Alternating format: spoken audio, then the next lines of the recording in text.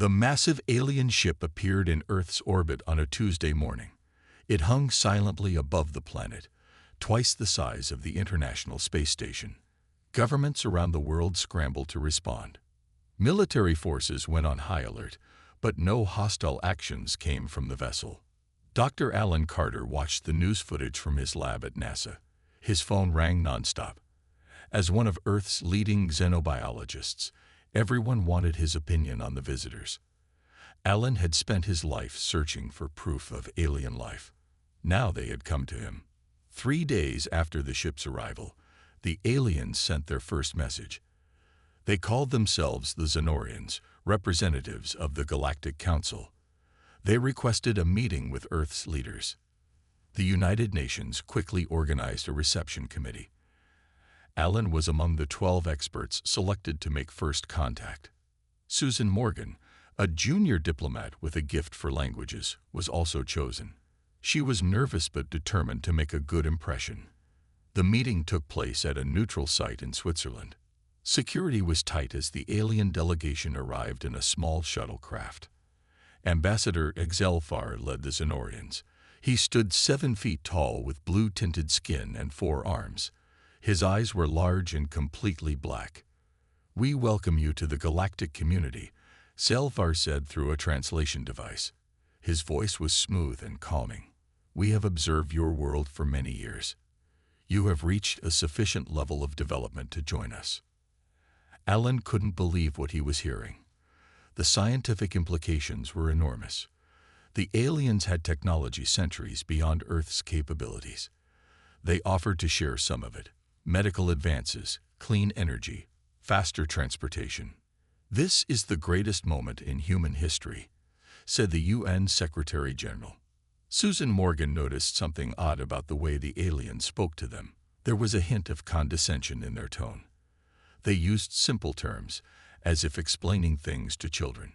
During the next week of meetings, the Xenorians presented a treaty for Earth to join the Galactic Council. They described how their protection would benefit humanity. Earth would receive technological gifts and cultural exchange opportunities. Susan carefully reviewed the treaty documents. She found concerning language buried in the legal text, phrases about protected status and supervision that seemed to limit human autonomy. When she raised her concerns, her superiors dismissed them. "Don't be paranoid, Susan," her boss told her. "This is the opportunity of a lifetime for humanity." The aliens established their embassy in New York. They brought samples of their technology as promised: a device that could cure cancer, materials that could draw energy from the air. The world was amazed. Alan Carter got his wish to study alien biology. The Xenorians allowed him limited access to their medical database. What he learned astounded him. There were thousands of intelligent species in the galaxy, organized in a complex political system. "Your species is quite unique," a Xenorian scientist named Krull told Alan. "So adaptable and curious. Like your Earth otters, but with tools." Alan didn't quite understand the comparison, but he was too excited by the new knowledge to care. 2 months after first contact, Earth's governments voted to sign the treaty. Susan Morgan stood in the back of the UN Assembly Hall, watching with unease as the Secretary General signed the document with a flourish. The crowd cheered. Humanity had joined the stars. No one noticed the satisfied smiles the Xenorians exchanged with each other. "The integration period begins now," Ambassador Exelfar announced. "We look forward to helping humanity reach its full potential within the appropriate guidelines." Susan caught Alan's eye across the room. He was beaming with excitement, but she couldn't shake her worry. Something about the phrase "appropriate guidelines" sent a chill down her spine. As the celebrations continued around her, Susan made a decision. She would keep watching the Xenorians. Something wasn't right about Earth's new friends, and she intended to find out what they were hiding. 5 years passed since the Xenorians arrived. Earth changed in ways no one could have imagined. Gleaming towers rose in major cities. Sickness became rare as alien medicine cured most human diseases. Clean energy replaced fossil fuels. People lived better, longer lives. But Jack Powell saw what others missed. The former military officer watched as subtle limitations appeared. Humans received amazing technology, but never the knowledge to build it themselves.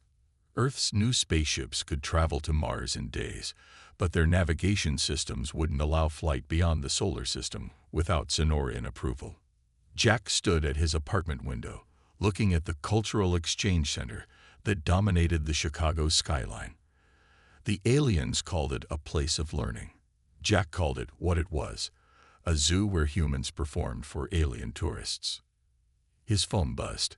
A message from Lisa Whitman appeared on the screen. Found something. Meet me at the usual place.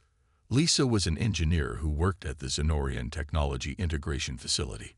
Jack met her an hour later at a small coffee shop with no surveillance cameras.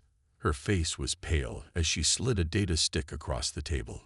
I was examining one of their power cells, she whispered. I found hidden code in the operating system. All their gifts have built-in restrictions.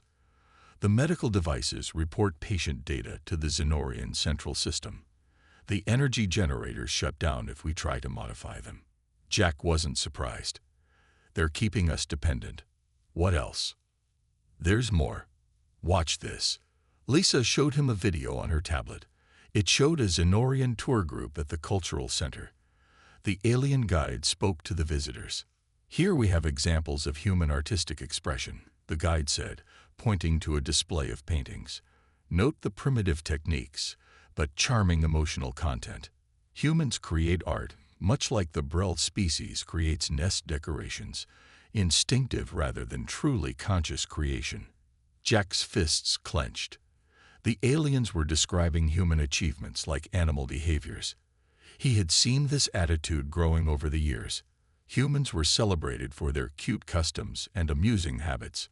There's a term they use in their internal communications, Lisa said. They call Earth a Class C nurture world. I can't access the full definition. Jack nodded slowly. We need to find out what that means. That night, Jack couldn't sleep. He remembered his conversation with Dr. Alan Carter last month. The scientist had just returned from a Galactic Council meeting where he presented human medical research. Alan was upset. They patted me on the head, Jack, Alan had said, his voice breaking. Literally patted my head and told me my work was admirable for my species' level of development. I have 3 phases. I'm not a child or a pet. Jack opened his computer and added Alan's name to a growing list of potential allies. Their group called themselves Free Terra. Just 20 members so far, but growing. People who saw past the shiny gifts to the golden cage being built around humanity. The next day, Jack visited the museum where Susan Morgan now worked. After raising concerns about the treaty, she had been quietly removed from the diplomatic service. She preserved human artifacts now, cataloging Earth's history for Zenorian researchers. I've found a pattern, Susan told him quietly as they stood before an ancient Egyptian display. Every technological gift weakens us in some way. Our weapons are obsolete. Our encryption can be broken by their systems. Our satellites are connected to their network. Jack showed her Lisa's data. Susan's eyes widened. We're being managed, she said, like a wildlife preserve. The question is why? Jack replied. What do they want from us?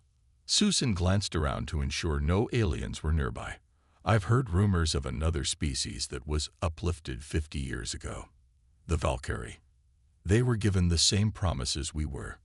Now they only exist in designated heritage zones, glorified reservations. Jack felt cold fear in his stomach. We need to learn more, and fast, before we end up as pets or exhibits. They didn't notice the small recording device hidden in the Egyptian cat statue. They didn't see it transmit their conversation to a Zenorian monitoring station. They didn't know they were already being watched. Maria Flores was the best computer programmer in Free Terra. Her fingers moved quickly over the keyboard as Jack and Lisa watched. They stood in the basement of an old library, now their secret meeting place. The room was shielded from alien scanning technology using tricks Lisa had developed. Almost in, Maria whispered. She was connecting to a Xenorian data hub. It was dangerous work. If caught, they would face rehabilitation, a process that left humans obedient and empty-eyed. The screen flashed green. We're in. We have 30 minutes before the system detects us. Jack leaned forward. Search for Class C Nurture World and anything about the Valkyrie species. Maria typed rapidly. Files appeared on the screen. Thousands of them. She used search filters to narrow them down. A document titled Species Management, Terran Development Path appeared. Lisa gasped as she read. According to this, we're on a controlled advancement track. They decide which technologies we get and when. There's a 50-year plan for Earth. Jack scanned the document. Look at the population section. They plan to limit human growth to sustainable levels within our habitat zone, Earth and nearby moons only. Maria opened another file about Galactic Council species classifications. Class C Nurture World. Here it is. It means a reservation for an interesting but non-critical species. We're being preserved like an endangered animal. How many other species are classified this way? Susan asked. She had joined them tonight, bringing old treaty documents to compare. Maria searched again. At least 17 others. The Valkyrie were reclassified from independent to Class C 60 years ago after a resource conflict with the Xenorians. Jack felt sick. What happened to them? Population reduced by 70%, now confined to 3 planet reserves. Listed as stable and content in appropriate habitat. Lisa pointed to a note in the file. They're displayed at the Grand Exhibition every 5 years for their unique cultural traditions. The truth hit them hard. Humanity wasn't being uplifted. They were being cataloged, managed, and preserved, like animals in a wildlife park. Keep searching, Jack said. We need proof we can show others. Maria found more files. One showed a message from Kyle Bennett, a human translator working with the aliens. He had accessed similar files but couldn't download them. His message was desperate. They see us as pets. Interesting, clever animals. Nothing more. Susan read a report from a Xenorian cultural observer. Humans display charming attachment to concepts like freedom and self-determination. Similar to how juvenile Xenorians play at independence, this should be indulged within safe parameters to prevent stress behaviors. Jack slammed his fist on the table. They're talking about us like we're clever dogs. Maria found images of other protected species. The Taurans, once spacefaring, now perform traditional dances in their reservation for Xenorian tourists. The Nephilim created art in designated colonies. The Solari lived in ocean preserves where they sang songs for visitors. Time's almost up, Maria warned. The system will detect us soon. Download everything you can, Jack ordered. We need to show people what's happening. As Maria worked, Lisa opened a file about Earth's future.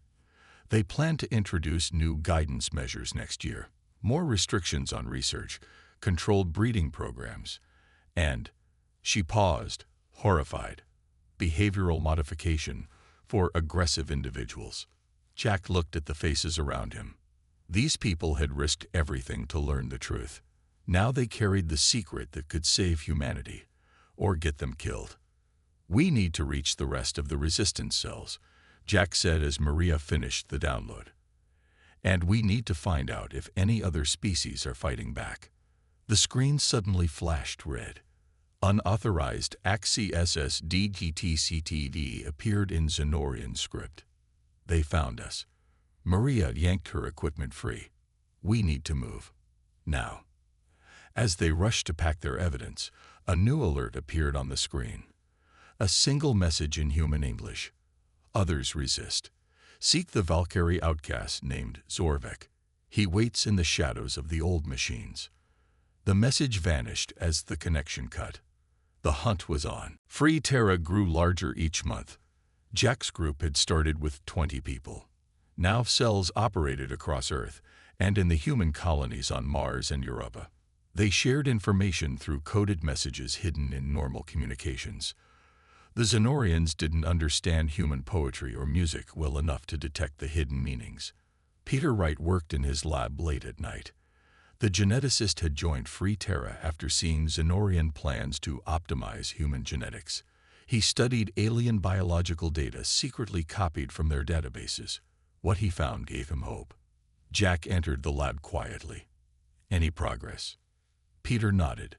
Look at these genetic comparison charts. The Xenorians and most council species are highly specialized. They evolved in stable environments and developed specific adaptations. And humans? Jack asked. We're different. Our planet had wildly changing conditions over millions of years. We adapted to survive anywhere. Deserts, Arctic regions, mountains, forests. We're biological generalists. Peter pointed to more data. We heal faster than 80% of council species. We can eat foods that would kill them. Our bodies adjust to different gravity better than any species they've encountered. Jack considered this. They don't understand what we're capable of. They've underestimated us, Peter agreed. And there's more. Human brains form neural connections faster than any documented species. We learn and adapt quicker. The Xenorians evolved through careful genetic selection over thousands of generations. We evolved through behavior and technology in decades. This was the first truly good news in months. Humans weren't weaker than the aliens, just different. While the Xenorians had advanced technology, humans had versatility they couldn't match. Across the city, Olivia Chen worked in her hidden workshop. The physicist had been studying alien technology, finding ways around the built-in limitations. She had created a device that could bypass the restrictions in Xenorian communication systems. It works by mimicking their authorization codes, she explained to Susan Morgan, who had come to see her progress. Their systems are actually quite rigid. They never expect anyone to question their rules, so their security has blind spots. Susan watched as Olivia sent a test message that the alien systems registered as normal Xenorian communication. Can you access their restricted networks with this? Olivia smiled. I already have, and I found something important. Several Galactic Council species are worried about humans, especially the Draconis. They'd filed formal concerns about the human question with the Council leadership. Why would they worry about pets? Susan asked. Exactly. They don't see us as pets. They see us as potential rivals. Olivia showed Susan a translated Draconis report. They've noticed our rapid adaptation to alien technology. They're concerned that the containment protocols for humanity aren't strong enough. This confirmed what Free Terra had suspected. Not all aliens view humans as harmless curiosities. Some recognize the potential threat they posed if allowed to develop freely. Meanwhile, Kyle Bennett used his position as a translator to make contact with a Valkyrie named Zorvek. They met in a maintenance tunnel beneath a Xenorian cultural center. Zorvek was tall and thin with gray skin and large, sad eyes. My people were like yours once. Proud. Independent. Then we trusted the council. Now we perform our traditional crafts for tourists and live where they tell us. How do you stay free? Kyle asked. A few of us remember the old ways. We maintain hidden technology. We keep the true history of our people. Zorvek handed Kyle a small device. This contains locations of other resistance groups, species who remember freedom. Kyle took it carefully. What happened to your homeworld? Zorvek's eyes darkened. It was declared a natural preservation zone. Only Xenorian scientists may visit now. They study the ruins of our civilization, like archaeologists examining ancient history. As these discoveries spread through Free Terra's network, a plan began to form. Humans weren't alone in their resistance. Other species had been fighting quietly for years. Perhaps together, they could reclaim their freedom. Jack looked at the growing list of allies. We need to move faster. The Xenorians are starting to notice us. We need to act before they tighten their control. The message from Mars was simple. Ready when you are. Europa responded similarly. The human colonies, supposedly under tight alien supervision, were prepared to join the fight. The great mistake the Xenorians made was thinking humans would be grateful for their cage, no matter how comfortable it was made. A Xenorian scientist named Krelvox published a paper that changed everything. Jack read it with growing alarm. The paper was titled Concerning Trends in Human Adaptation Rates and warned about humanity's rapid development, despite the careful controls in place. Based on current observations, the paper stated, humans show unusually fast neural adaptation to new technologies and concepts. This presents potential destabilization risks to the nurture protocols.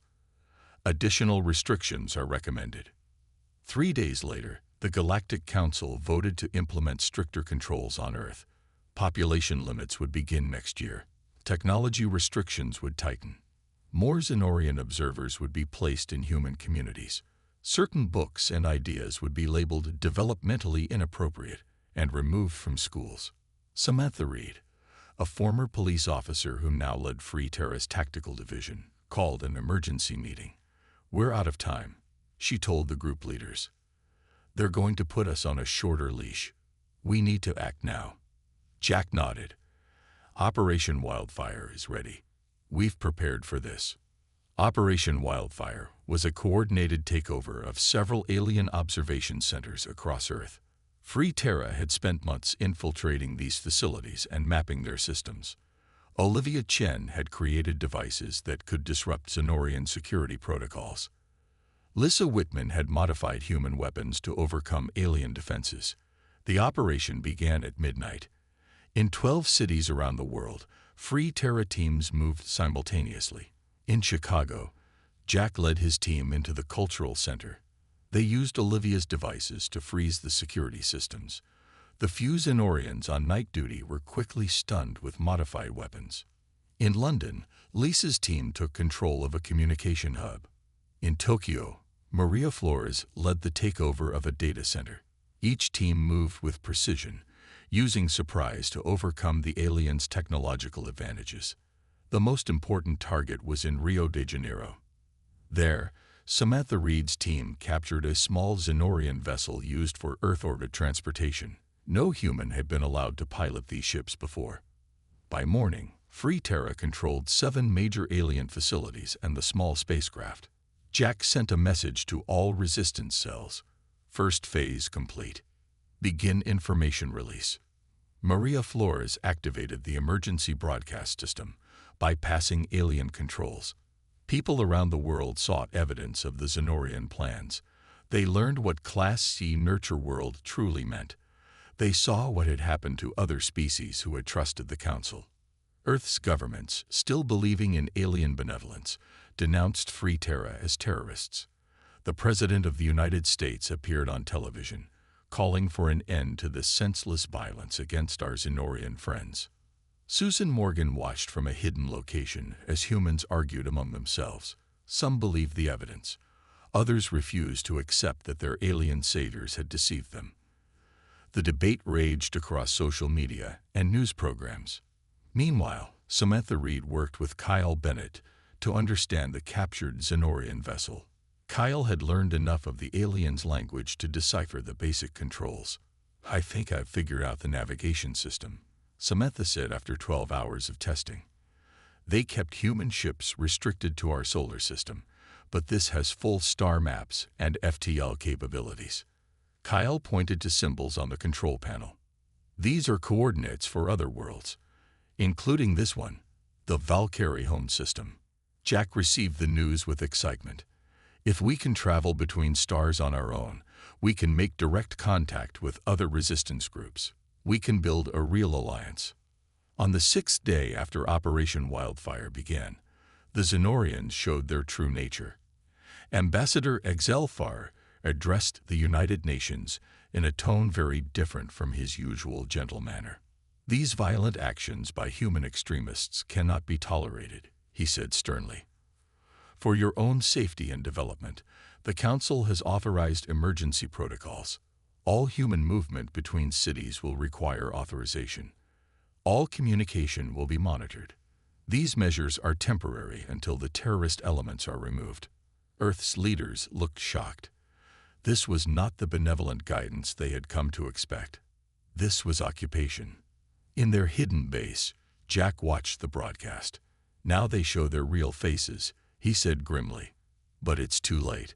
Samantha and Kyle have the ship ready. We make contact with the Valkyrie tomorrow. The first battle for human freedom had begun. The Xenorians were about to learn that humans make terrible pets. The stolen Xenorian ship moved silently through space.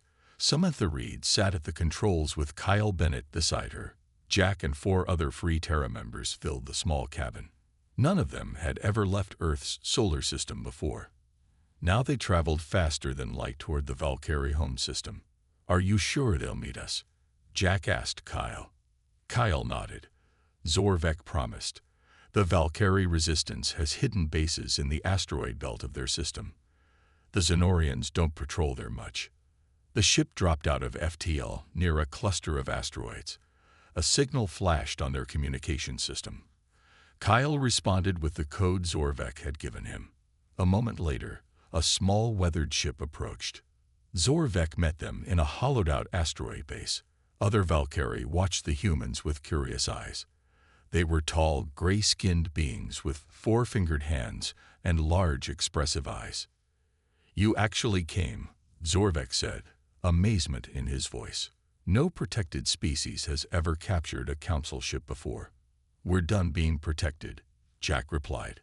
"We want to be free. All of us." Over the next few days, the humans learned about the other resistance groups. The Taurans, a strong bull-like species, maintained a secret army on their reservation moons. The Nephilim, with their stone-like skin, had been hiding weapons in their artistic sculptures for decades.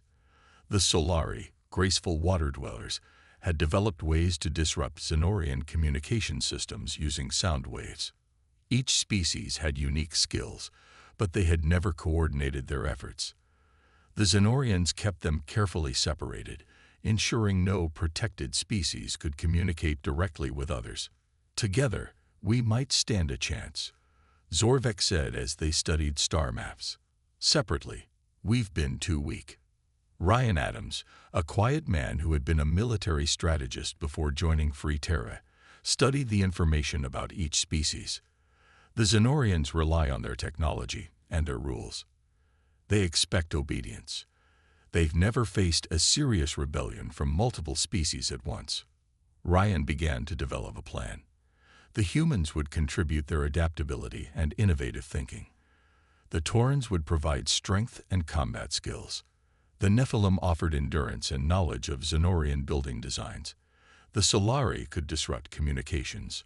The Valkyrie knew the Council's ship patterns and security protocols.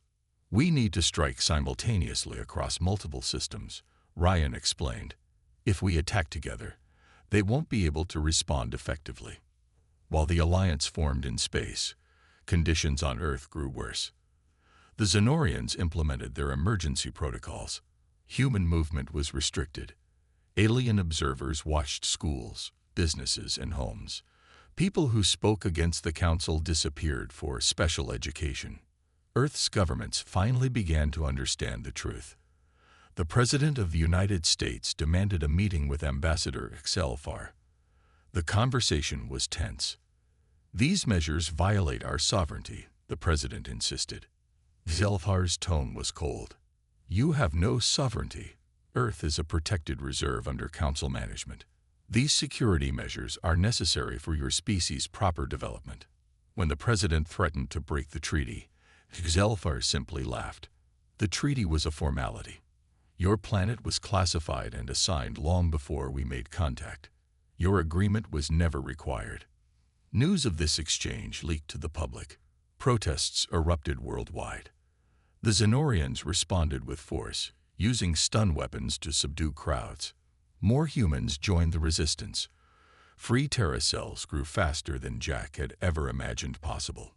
In space, the alliance of 5 species finalized their plans. They would attack Galactic Council facilities across 20 systems simultaneously. On Earth, Free Terra would seize the main Xenorian command center in Geneva. "We launch in 3 days," Ryan told the gathered representatives of each species. "The Council believes we're stupid animals. They think we'll be grateful for any scraps they throw us. They're about to learn how wrong they are." Zorvek placed his hand on Jack's shoulder. "My ancestors would be proud to fight alongside yours. Whether we win or die, we do so as equals, not pets." The message went out to all resistance cells across 5 worlds. Freedom rises in 3 days. Be ready. The greatest rebellion the Galactic Council had ever faced was about to begin, and it had started because they made one simple mistake. They thought humans would accept a comfortable cage. The Galactic Council had existed for 10,000 years. In all that time, no protected species had ever challenged their authority. The council chamber on their homeworld buzzed with panic as reports flooded in from across the galaxy. Tauran forces have taken control of the observation stations in their system. Nephilim rebels have seized 3 transport ships. Human resistance fighters control the Geneva Command Center. Solari groups have disabled communication networks in 2 sectors. Valkyrie rebels are attacking the preservation zone barriers. Council members turn to each other in confusion. These were supposed to be docile, managed species. How could this be happening? On Earth, Jack led the attack on the Geneva facility. Free Terra fighters used modified Xenorian weapons and Olivia's technology disruptors. They faced fierce resistance, but the aliens were not prepared for the determination of humans fighting for freedom. In space, the Alliance fleet, a collection of stolen ships and hidden vessels that each species had secretly maintained, engaged Xenorian security forces. The Council had superior technology, but the rebels had surprise on their side. Ryan Adams coordinated their attacks with brilliant strategy, using each species' strengths effectively. After 3 days of fighting, Andrea Kelly, once a junior diplomat who had worked with Susan Morgan, stood before the Galactic Council. She had been chosen to represent Earth. Representatives of the other rebel species stood with her. They had forced this meeting by capturing key council members. "For generations, you have classified us as animals to be managed," Andrea told the stunned council. "You have restricted our growth, limited our potential, and treated us as amusing pets rather than equals." She presented evidence of the Council's systematic subjugation of intelligent species. She showed the classifications, the population control plans, the deliberate technological restrictions. "We do not need your protection," Andrea declared. "We need your respect." The council chamber erupted in argument. Some members had always been uncomfortable with the nurturing system. Others insisted that maintaining order required firm control of lesser species. Meanwhile, the Xenorian High Command prepared to deploy their superweapon, a massive ship capable of releasing a neural pacification field that would render rebellious populations docile and confused. They targeted Earth first, as humans had started this rebellion. Jason Miller, a Free Terra member who had infiltrated the Xenorian security network, discovered the plan. He sent a warning to Jack, then did something no one expected. He accessed the superweapon's power core and overloaded it, knowing he wouldn't escape in time. "Tell them I died free," was his final message before the Xenorian weapon exploded in space, taking Jason with it. The sacrifice changed everything. Several council races broke ranks. The Draconis, despite their earlier concerns about humans, declared that any species willing to die for freedom deserved to live as equals. The Arborians, a plant-like species with ancient wisdom, spoke of the ethical failure of the nurturing system. After 2 weeks of negotiation and continued fighting, the Council voted to recognize the Alliance species as full members with equal rights. The classification system that had labeled them as managed species was abolished. Jack stood with Susan, Lisa, and the other Free Terra leaders as the news spread across Earth. Humans celebrated in streets that had been under alien control just days before.